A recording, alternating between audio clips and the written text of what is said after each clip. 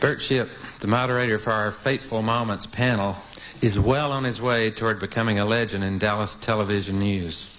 Not in recent years as an on-camera personality, which is our misfortune, but as a person who's been involved in television since 1953 for 40 years now, most of that time running things from behind the scenes. Since 1975, he's been assignments editor at WFAA TV. Before that, he was news director for 10 years. Earlier in his career, he covered every major beat in town: police, courts, city hall, education. He'll tell you about his own memorable experiences in covering the assassination, and they are memorable, as you'll hear. But 1 year after the assassination, he did what seemed to be the impossible. He got an exclusive television news interview with the Beatles during their stopover in Dallas. Maybe on another day we'll hear how that was done. And Bert has received any number of awards: AP, UPI, Press Club Awards, one from SMU Southwest Journalism Forum. He also is a past president of the Press Club of Dallas and former president of the Society of Professional Journalists. Perhaps a very recent honor is high on his personal list. He won a Press Club of Dallas Cady Award, not for his television work, but for writing a column.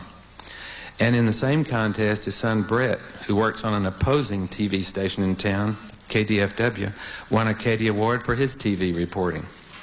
It almost certainly was the first time that a father and son team have won 2 awards in the same year. I'm proud to say that Bert attended Southern Methodist University. He's married, the father of 3 children, and grandfather to 4. Bert Shipp.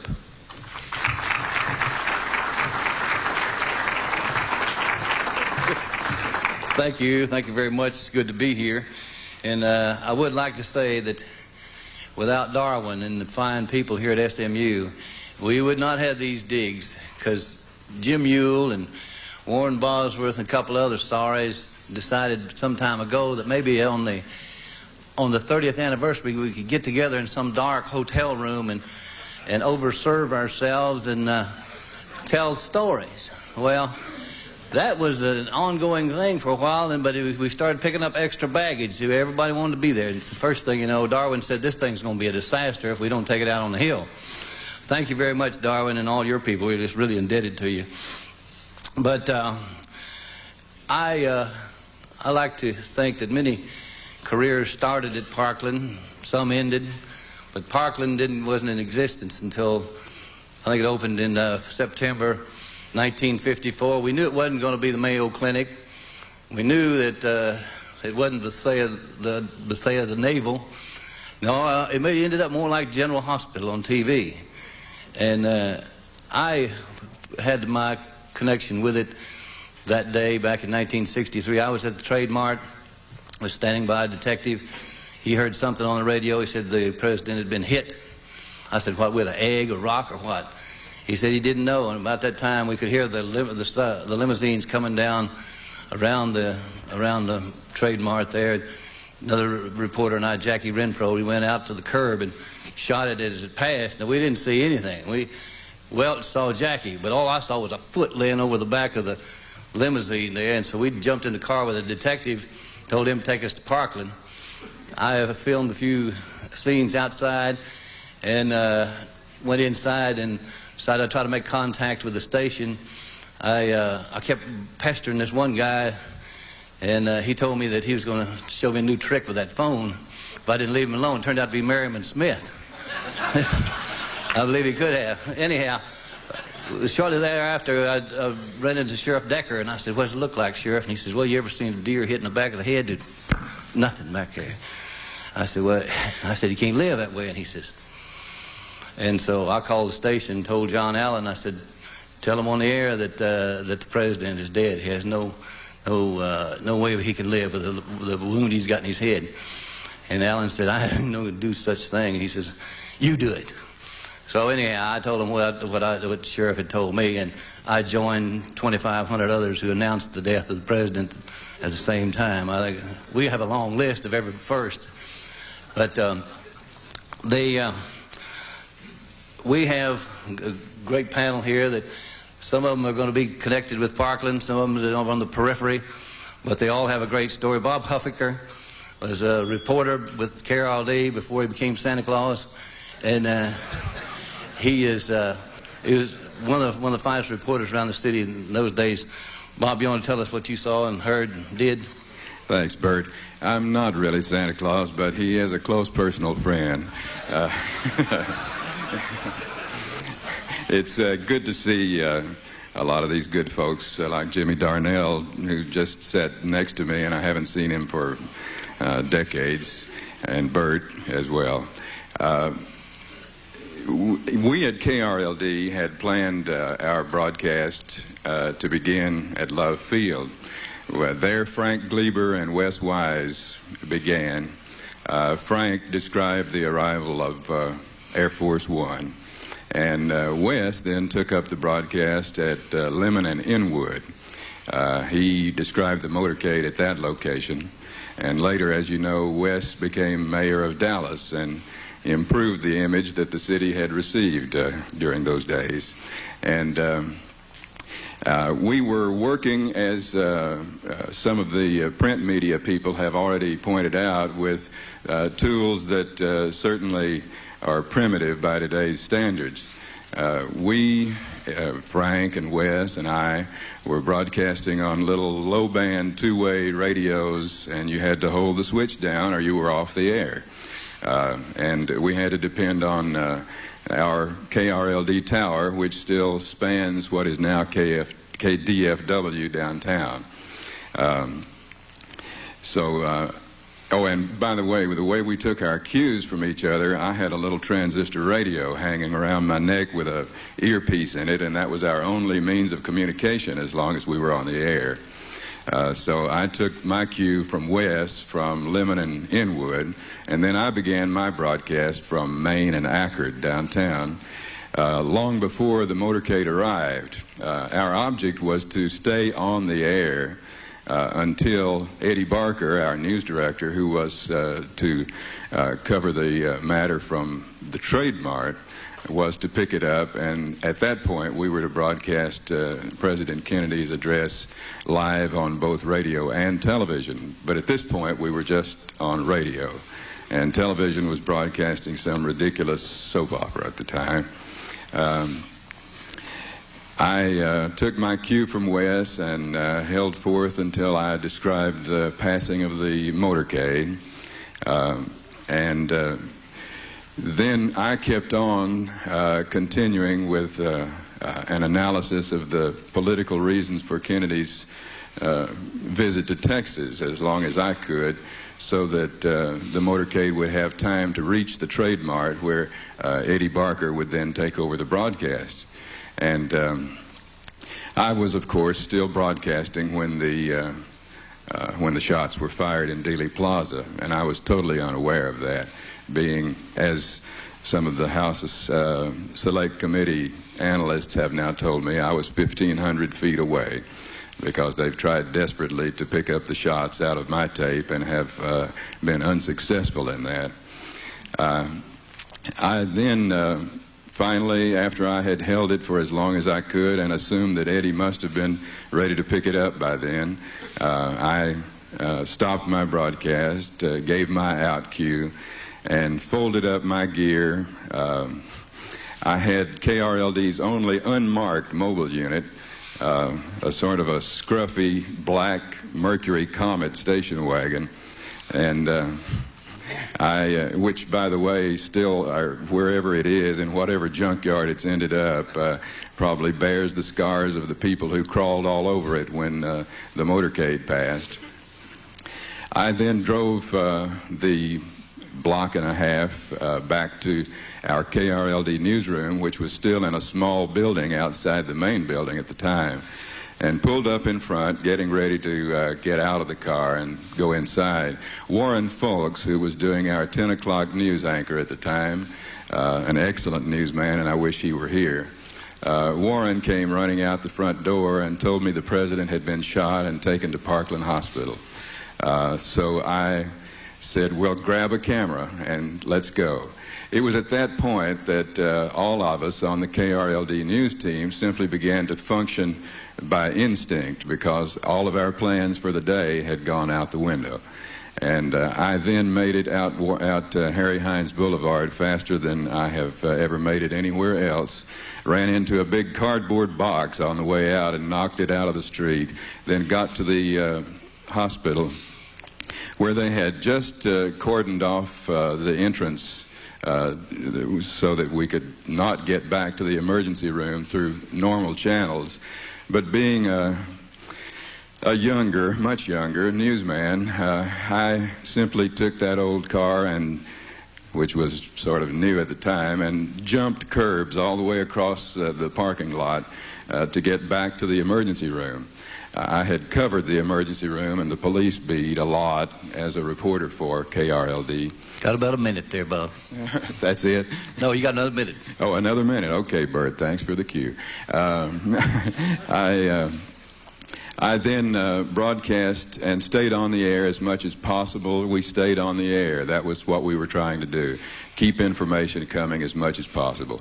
And Warren Fulks and I alternated on the microphone while the other one of us would go in and meet the little press conferences given by Malcolm Kilduff inside.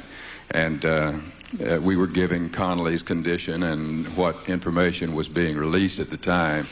And I was interviewing Ralph Yarbrough, Congressman Ray Roberts, people like that who were still walking stunned around the back entrance of the emergency room. And when Eddie finally announced that the president had died, we had not found it out even there outside the emergency room yet. And I was interviewing Jim Wright at the time, and it was at that point that I finally became so emotional about it that I could hardly go on. And I simply said, I know no one wants to say anything at a time like this, Congressman Wright, but do you have anything to say? And I handed him the mic. And Jim Wright prayed into my microphone. I have always liked him ever since. Let's say amen to that. That's right. Thank you, Bob. And I held forth there until the hearse finally departed. Later on, my beat was the Dallas Police Headquarters, where I broadcast the live CBS coverage of the shooting of Oswald, among other things, along with Nelson Benton, our associate from CBS. Thank you. Thank you very much. Next, we have the other half of the Darnell Welch team.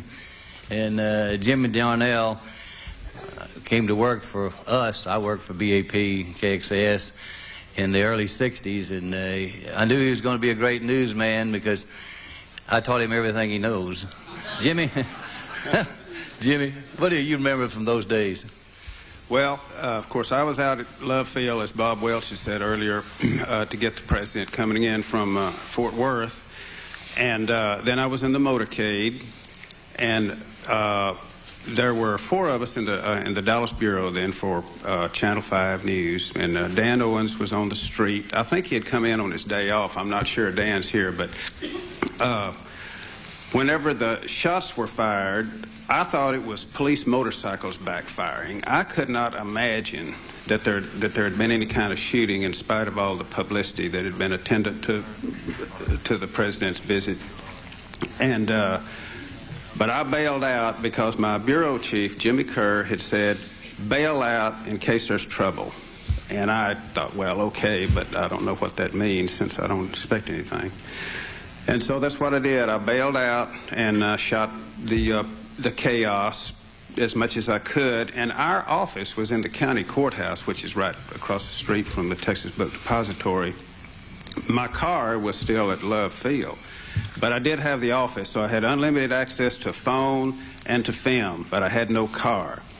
Also, we only had one sound camera in the entire Dallas, in the entire city of Dallas for Channel 5 that I remember, and Bob Welch, of course, had it out of trademark for the speech. So we had to wait until a sound camera came over from Fort Worth before we could do any interviews. And by that time, Henry Kokajan with NBC had joined me, and we were kind of interviewing people as Jim Featherston brought them into the press room for his own interviews, and we would take them and do the interviews. Some of these people including a Polaroid picture that someone shot. Then after we got through with that, we decided, well, I've got to get my car out at Love Field. I can't do anything else till I get my car. So Floyd Bright from Fort Worth took me out to get my car. Well, we got out there, and it was obvious that it was about time for the president's body to be brought back out there because of all the security and everything that was in place. So I climbed up a ladder that the police had put up to get on the roof of one of the air cargo buildings. And here, looking down on Air Force One, and in the foreground was this police officer who was up there standing guard. And then off to my right comes these limousines and this hearse. And I'm standing there, and they unload, they load the president's body on the plane.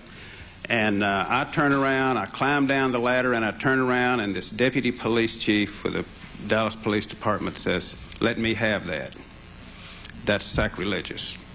Poor choice of words, but that's what he said. So I hand him the film, and then my bureau chief, Jimmy Kerr, apparently spent a good part of the rest of the day that the president was assassinated trying to retrieve this film. To this day, it's never been seen, except there's one person that has told me that he's heard that it's been seen on the West Coast or somewhere. Thank you. Thank you very much.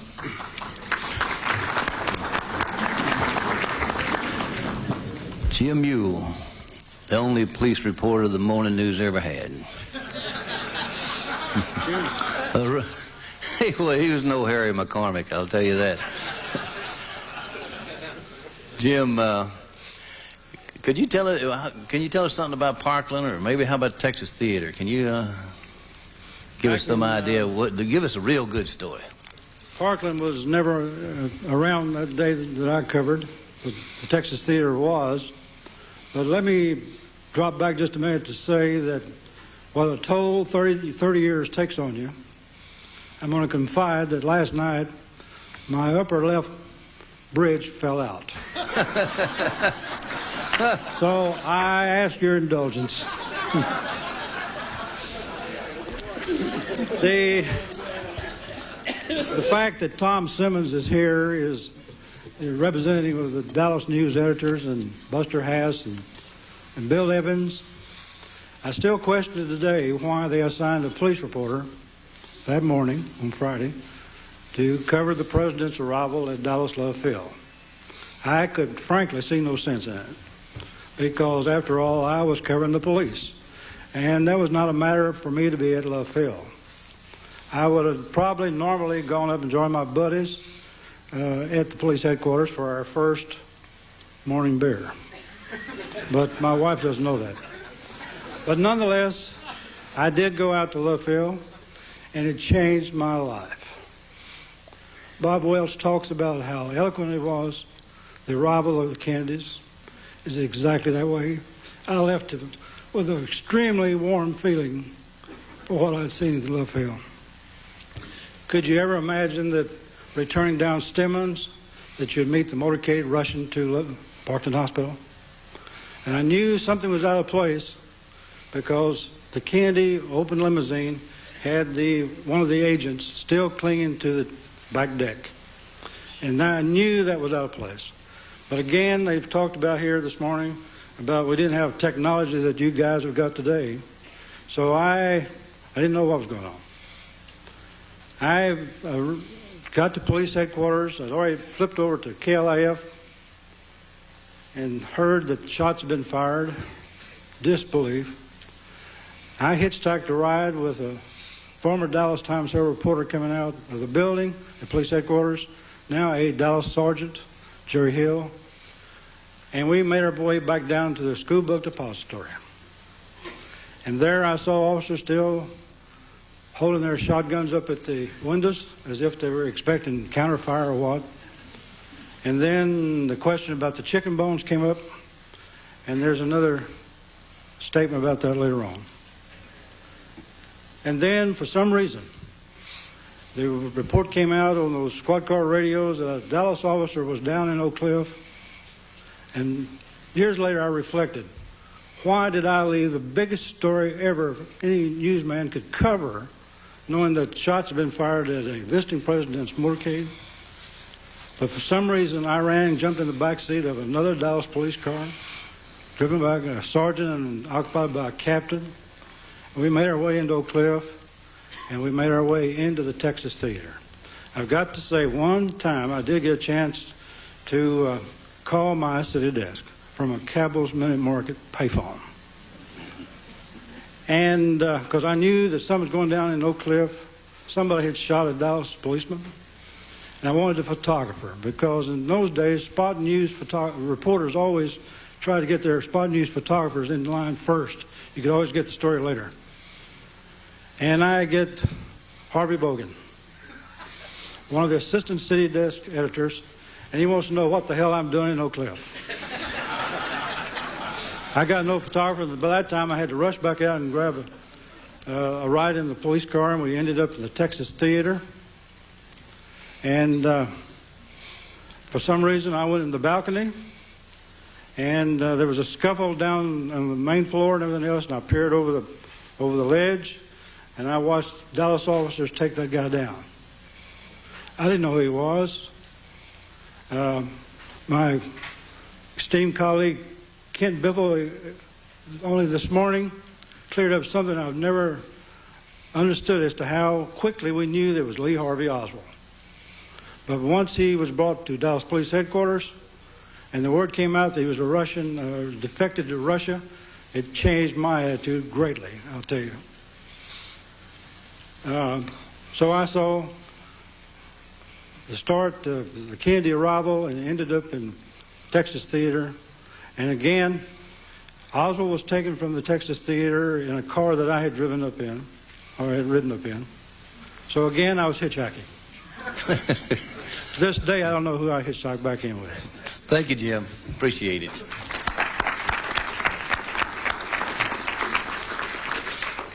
Mr. Downtown Dallas, Mr. Ron McAllister, Jenkins, Jones, Smith, whatever name you're using now, huh? Were you out at Parkland? Yeah, I was. I started off that day down at police headquarters, and we knew right off the bat. Cut to Parkland, yeah. Yeah, we knew right off the bat something was wrong, though, because Jim wasn't there. So okay. He was somewhere else. Yeah. But I was at the Trademark with you and followed what was left of the motorcade to Parkland Hospital in somewhat of a high-speed run trying to keep up, and there was no possible way to do that.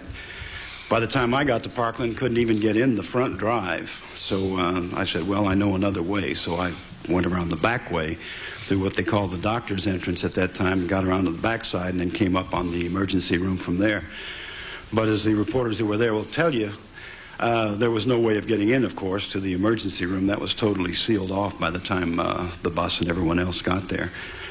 So I figured, well, there's got to be another way to get in here and find out what's going on. And since that was part of my beat, too, I finally figured it out. I'd go around to what they called at that time the DOA room, which, of course, is where they brought all of the people who didn't make it for emergency treatment. It was a little late for that. And I quickly scooted around to the backside and came in the back door. And the lady who ran that desk was named Fern Elliott. I'm sure a lot of reporters will remember. And I asked her, I said, Fern, I said, you know anything that's going on? She says, no, they're not telling me a thing. I says, well, I'm going to try to get around there. She says, well, you're not going to get very far. And she was right. I turned the corner, and there were a couple of plainclothesmen, both armed, with machine guns, and said, sorry, but we just can't let you pass this point. So I said, well, all right, we'll stay here then. And I stayed in the office there, and while I was in there, and this was sometime later, they wheeled in the body. And I asked one of the ambulance drivers who I knew at that time, I said, where's this coming from? He said, I don't know. He said, we picked this one up over at the Texas Theater over in the Oak Cliff area. It's a police officer. His name is Tippett. And, of course, I knew nothing about what was going on at the Texas Theater at that time because we were pretty much in solitary in Parkland. Well, eventually it came around. I got back outside knowing I couldn't get anything done there, and shortly after that the word came out about the fate of the president. And while Bert and 2,499 other reporters were the first to announce the president's death, I was the 2,501st. I never did get to, because my news director had shown up by that time and he took it upon himself to take over those duties. Whereupon I found out later to my chagrin that he took my mobile unit, went to his house and took a nap, and I never have figured that one out. But we were there at Parkland Hospital, and then, of course, came the announcement that the president was dead. And so we wrapped up that as much as we possibly could. Of course, there were a lot of names being bannered around. There was the name of a Catholic priest, which escapes me at the present time. I think it was something like Father Huber. And they said that he had come out and unofficially stated that the president was dead. And then a short time later, of course, we got the official word. So there was nothing left for me to do but stay at Parkland Hospital and cover the news conference, which was by that time being announced from the governor, Governor Connolly, to get his condition. And that's where the only positive thing of the whole day came for me, because I was right up on the front of the room there holding a microphone. I was working for KBOX Radio, if any of you remember the station back during the old rock and roll wars. As I was holding the microphone and the hospital officials were giving the conditions of Governor Connolly and the type of wounds, etc., I had on a watch my parents had given me for graduation from high school, and they hadn't seen me or heard from me in about a year, and my mother knew I was okay because she saw my arm sticking out there with the watch and the microphone. So there was some good that came out of that. But the thing I think that struck me most was what happened early that morning. We also watched the arrival of Air Force One as it came down, and as Jim said, his life changed when he saw the elegance, I guess is a good word. When the plane stopped, the door opened, nobody really came out, and then all of a sudden, President Kennedy appeared, and he had a way of doing this like no one I have ever seen before. And it was a presence bigger than life. I never knew how tall the man was or anything else, but he looked about 7 feet tall when he came out of that door all by himself. And then, of course, the First Lady, and I'll never forget that shocking pink suit she was wearing. She came out beside him, and then, of course, they broke, and they went to the fence and started shaking hands, and you knew what a special person this was. And a short time later, of course, it was, it was a totally different day. You were there. Thank you very much. Yes. Thank you. If I have to tell you about Tony Zoppi, we've all got problems, because Tony is an institution here, Las Vegas. He knew more about Dallas at night than any vampire in town, I think. But Tony had a lot of experiences, and one of them, or two of them, occurred at Parkland that day. Tony? Thank you.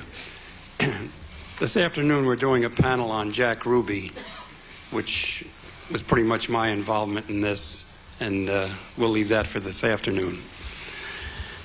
Ruby was in my office, as a matter of fact, Wednesday before the Friday, and I'll tell about that this afternoon.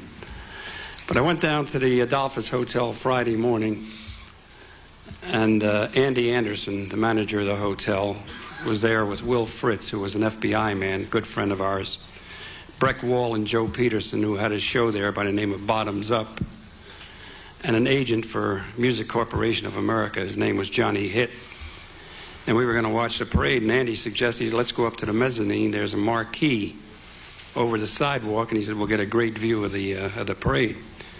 So we went up there, and we're waiting for the parade, and I don't know how many of you remember Honest Joe, the pawnbroker down on Elm Street. Well, we all said, here comes the parade, and it was Honest Joe in his station wagon about 2 minutes before the parade. And everybody says, oh, hell, But eventually the parade came by, and we were watching, and as the presidential limousine went by, I was holding a little transistor radio. And I turned to Will Fritz, and I said, Will, he's so damn wide open. As a kid, I used to see Pathé News, and they always had Secret Service men hanging all over the bumpers and on the back of the car and all, but this was totally wide open. I said, Will, if this was a grenade, I could just lob it in that car. And he says, Tony, don't even talk like that. So they went on by, and then we decided to go into the King's Club, which was in the Adolphus on the mezzanine, and have a bite of lunch. And as I walked in there, Chris Elson, the owner of the club, said, "There's a long-distance call for you. I used to eat there every day, and if you wanted me, you call the King's Club." And I got on the phone, and just as I started to talk, Chris came back into the office, and his lips were trembling. I can see him just as plain as day. And his lips were purple and trembling. He says, "They shot the president." I slammed down a receiver and ran back to the news. And Johnny King, the city editor, was more or less directing traffic. And I was a nightclub columnist, which in the journalistic profession is tantamount to a piano player in a house of ill repute. So I turned to Johnny and I said, "Listen, I'm not a front page reporter, but I am a newspaper man." I said, "What can I do?" And Johnny said, "Go out there and maybe you can take in some film from the photographers or something." He said, "Do whatever you can." But at least I had an assignment. So I got back in my car, and I got out there about a quarter of a mile from the hospital, cars parked all over the place. I pulled into an empty space and ran over to the hospital, and I was at the emergency dock, and the first thing I saw was the limousine with the roses in the back seat and all. And I got up on the emergency dock and started walking to the emergency entrance, and two Secret Service men said, "Where are you going?" And I said, "I'm going in the hospital. Say, "Who are you?" I said, "I'm Tony Zoppi with the Dallas News." He said, "Let me see your press pass." Well, I never carried a press pass because hell, I felt like I didn't need one. I had a daily column and a TV show, and knew everybody around town. They wouldn't let me in. And I was the most frustrated newspaper man in the world, standing out there on that dock, knowing that everybody else was in the hospital. And about that time, an O'Neill ambulance pulled up to the dock and backed in. And the driver and his helper got out and opened the back door, and I saw this huge bronze casket. And up until then, nobody knew for sure whether he was dead or alive. There were rumors that Connally had been killed or was hurt, and the president wasn't hurt, and then he was hurt, and all kind of conjecture. When I saw that casket, I said, "He's dead." And they were trying to lift that casket onto a gurney, and they couldn't lift it. It was so heavy. So the driver turned to me, he says, "Grab a corner, will you?" And I grabbed the corner of the casket, and the fellows next to me grabbed the corner, and we lifted it onto the gurney. And I started to let go, but the Secret Service men, the ones that wouldn't let me in, now they're going, "Come on, come on, come on." So I just held on, and I figured, boy, I'm going to get in. And I did something that to this day I can't explain. As we're rolling that casket into the hospital, I reached underneath it, and I put my fingerprints as hard as I could on the bottom of that casket. I'm still trying to explain why I did it, other than the fact that I figure, well, he's going to be in this casket, and I want him to know that Tony Zoppi helped carry the casket, and if nothing else, I think that's the closest I can come to explain. But I got in the hospital. Now, they said, follow the yellow line, which we did right down in the trauma room. And now I could really see the story of the century, And we got right up to the door, and a little Secret Service fellow, about 5'8", I can see him just as plain as day. And he says, "We'll take it from here, gentlemen." And I says, "Oh, no, we got it." And he says, "We'll take it from here." And I said, "Don't press your luck." And I looked over, and there was a bank of phones on the opposite wall. So I went over to one of the phones, and a man answered. And I gave him the number to Dallas News. I said, "Get me to Dallas News." And he says, "Get the hell off this line." And the line went dead. The FBI, I learned later, had it tied up all the phones. But there was a stairwell, and down at the bottom of the stairs, I noticed this girl at a switchboard, the old-time plug-in switchboards. And so I ran down there, and I says, "I'm Tony Zoppi with the Dallas News." "I read your column every morning." I said, "Do me a favor, get me a phone and get me to Dallas News." She said, "Go in that office and use that black phone on the desk." So I went in there. She put the call through, and Johnny King, who had sent me out there, rather reluctantly, he answered the phone. I said, "Johnny, this is Tony Zoppi. The president is dead." which made me the 2,502nd. So he says, how the hell do you know? Because he had all his top people out there. And I said, I just carried in this casket. And Johnny said, you sure? And I says, I'm positive. Johnny, he's dead. He said, you better be right. And I said, I'm right. Because they were figuring on putting out an extra. And they had to make damn sure, because nobody at the news at that time had heard the confirmation. And I don't want to run over my time because I have a lot of Jack Ruby stories. That story is to be continued. Yes. Right. Thank you, Tony.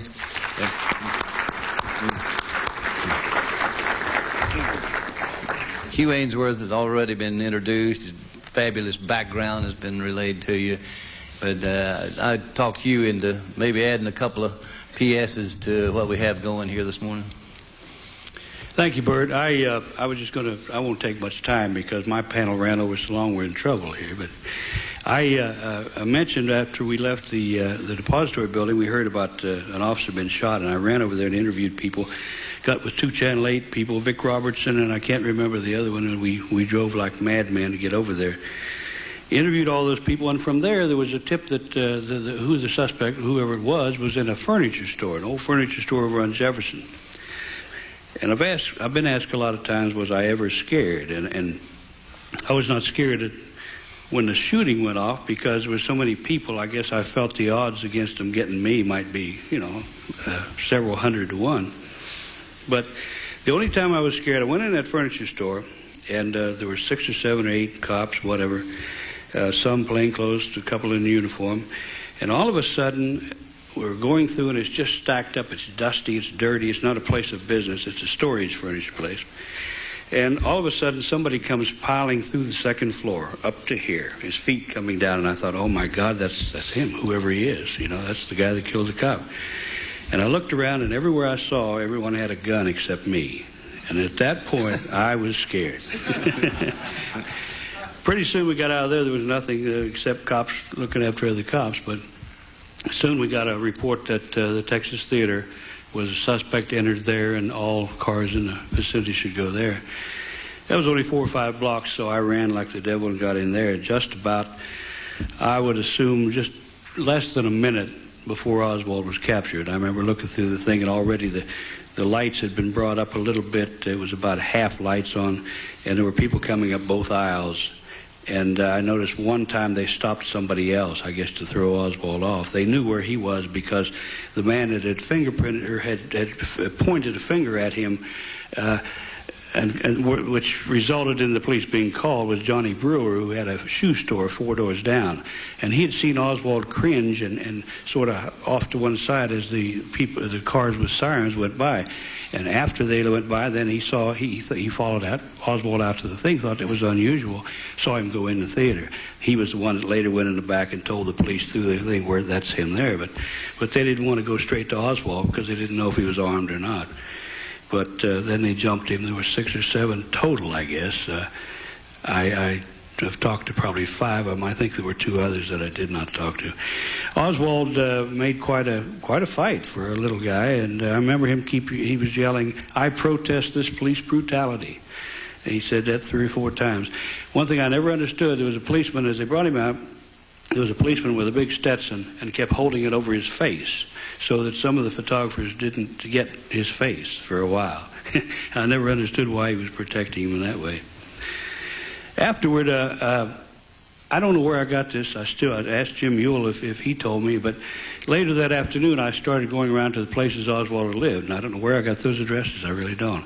But I remember one time it was very embarrassing. I went to one of the places Oswald lived, I believe on Neely Street, and I knocked and I knocked and I knocked because I wanted to find out if anybody knew him, and if, this man who, in sort of a stage of undress, came to the door very, very angry at me and spoke Spanish and did not speak much English, and he could not understand why I was there, and I couldn't understand what he was doing, and I looked and I saw he had a lady friend that he was doing it with, and I got out of there in a hurry. Earlier I'd gone by, I'll make this very brief, but I went by the 1026 Beckley and interviewed the lady that was the landlady there. at great length. And one thing, she tried to give me the signature thing that Oswald had signed in, O.H. Lee. And she said, the FBI just left and they didn't take this. Do you want this? Do you want this? And I said, no, I don't want this. They'll be back for it, I'll bet. But that's about the extent of that day for me. Thank you very much, Hugh. Thank all of you. Appreciate you letting me hold your feet to the fire, because these guys could dig, all of them have great stories, could go on all day long. But thank you very much for your patience and your attendance here. And I'm sure that Mr. Payne has the drill for the rest of the day, and thank you.